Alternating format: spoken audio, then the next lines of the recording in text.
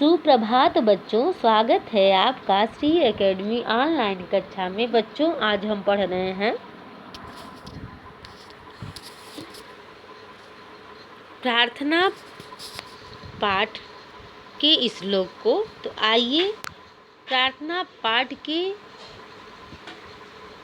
Second श्लोक को पढ़ते हैं। पितासि लोकस्य चराचरस्य त्वमस्य पूज्यश्च गुरुगरीयान् न त्वत्समो अत्यधिक कुतन्यो लोकत्रये अप्रतिम प्रभाव। इस श्लोक को आइए बच्चों पुनः पढ़ते हैं। पितासि लोकस्य चराचरस्य त्वमस्य पूज्यश्च गुरुगरीयान् न त्वत्समो अत्यधिक कुतन्यो लोकत्रये अप्रतिम प्रभाव। आइए इस श्लोक के अर्थ को भी समझते हैं। प्रस्तुत पंक्तियों में श्री कृष्ण जी से अर्जुन जी प्रार्थना करते हुए कहते हैं कि हे प्रभु, आप इस चराचर जगत के पिता के समान हैं। आप पूजनीय हैं, आप गुरुओं के भी गुरु हैं। आपके समान अत्यधिक कोई नहीं जानता और आपके बिना कोई मनुष्य कुछ भी प्राप्त नहीं कर सकता। आपका इस तीनों लोकों में अप्रतिम प्रभाव है। आइए इस श्लोक के अर्थ को पुनः जानते हैं। इस श्लोक में अर्जुन जी श्री कृष्ण जी से उनकी आराधना करते हुए कहते हैं कि हे प्रभु, आपके समान इस संसार में कोई पिता नहीं है। यानी आप पूरे संपूर्ण संसार के पिता हैं।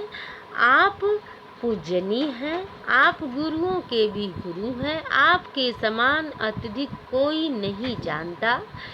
आपके बिना कुछ भी कोई प्राप्त नहीं कर सकता।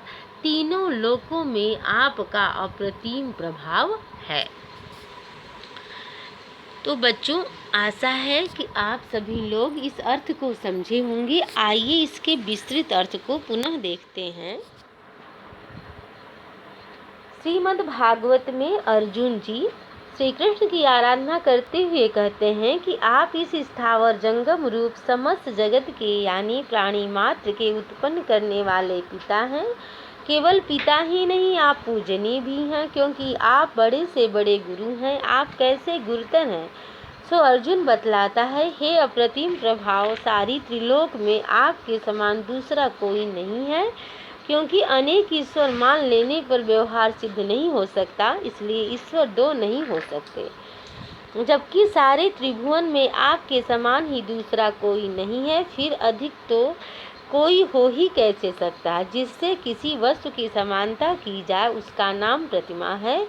जिन आपके प्रभाव की कोई प्रतिमा नहीं है, वह आप अप्रतिम प्रभाव से युक्त हैं।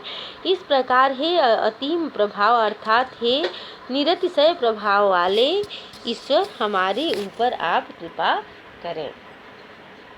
यह श्लोक श्रीमद् भागवत में लिखा गया है। तो आशा है बच्चों, आप सभी लोग इस श्लोक के अर्थ को भली भांति समझ गए होंगे। आइए अगले श्लोक के विषय में जानते हैं। तस्मात् प्रणम्य प्रणिधाय कायं प्रसादये त्वामहमीशमीड्यं पितरेव पुत्रस्य सखेव सख्यु प्रिय प्रिया अर्हसि देव सोढुम्। आइए इस श्लोक को पुनः पढ़ते हैं। तस्मात् प्रणम्य प्रणिधाय कायं प्रसादये त्वामहमीशमीड्यं पितरेव पुत्रस्य सखेव सख्यु प्रिय प्रिया अर्हसि देव सोढुम्। प्रस्तुत पंक्तियों में अर्जुन जी श्री कृष्ण की प्रार्थना करते हुए कहते हैं, तस्मात् प्रणम्य प्रणिधाय कायं, मैं अपने दोनों हाथों को जोड़कर आपके समक्ष अपने सर को झुकाता हूँ। प्रसादये त्वामहमीशमीड्यं, आप मेरे ऊपर हे प्रभु प्रसन्न होवें। जिस तरह से पितरेव पुत्रस्य, पिता पुत्र के, सखेव सख्यु मित्र मित्र का, प्रिय प्रिया या पति पत्नी के सभी दोषों को अनदेखा करते हुए या दोषों को दूर कर उसके हित में कार्य करता है, उसी तरह से आप भी मेरे सभी प्रकार के दोषों को अनदेखा कर, दोषों को दूर कर मेरा हित करें।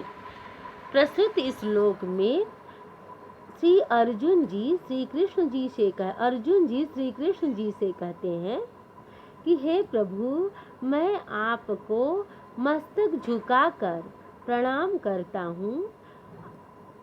आप मेरे ऊपर प्रसन्न होवें, आप उसी तरह से मेरे ऊपर प्रसन्न होवें जैसे पिता पुत्र के मित्र के पति पत्नी के सभी दोषों को माफ़ कर देता है और उसके दोषों को माफ़ कर उस पर प्रसन्न होता है, उसी तरह से हे प्रभु, आप मेरे सभी दोषों को माफ़ कर, दोषों को दूर कर मेरे ऊपर प्रसन्न होवे। अर्थात मेरे दोषों को दूर करते हुए आप मेरे ऊपर अपनी कृपा दृष्टि बनाए रखें। तो आशा है बच्चों आप सभी लोग इस श्लोक के भी अर्थ को समझ गए होंगे। आइए इसके विस्तृत अर्थ को पुनः देखते हैं।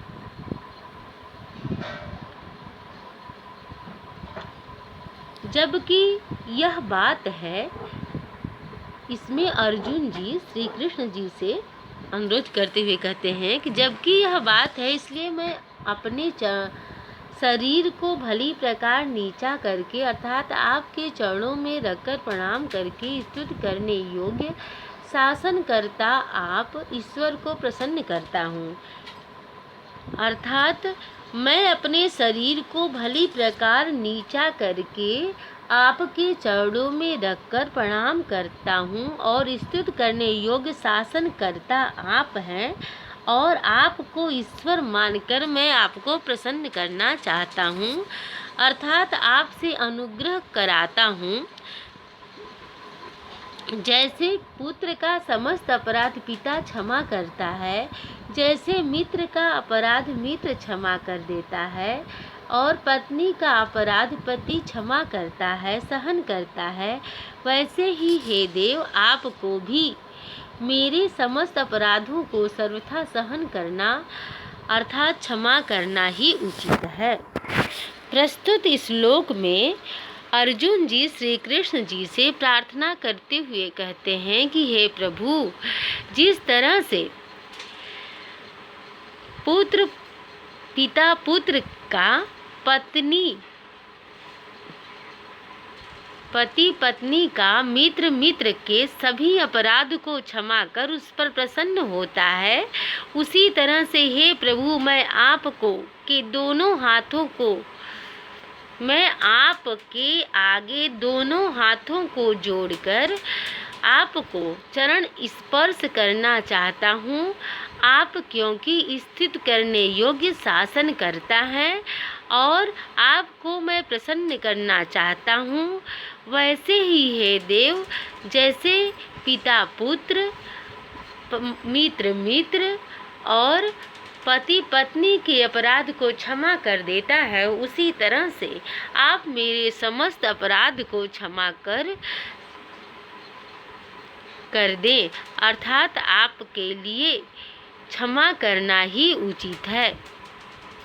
तो आशा है बच्चों आप सभी लोग इस श्लोक के अर्थ को भी भली बात समझ गए होंगे। धन्यवाद।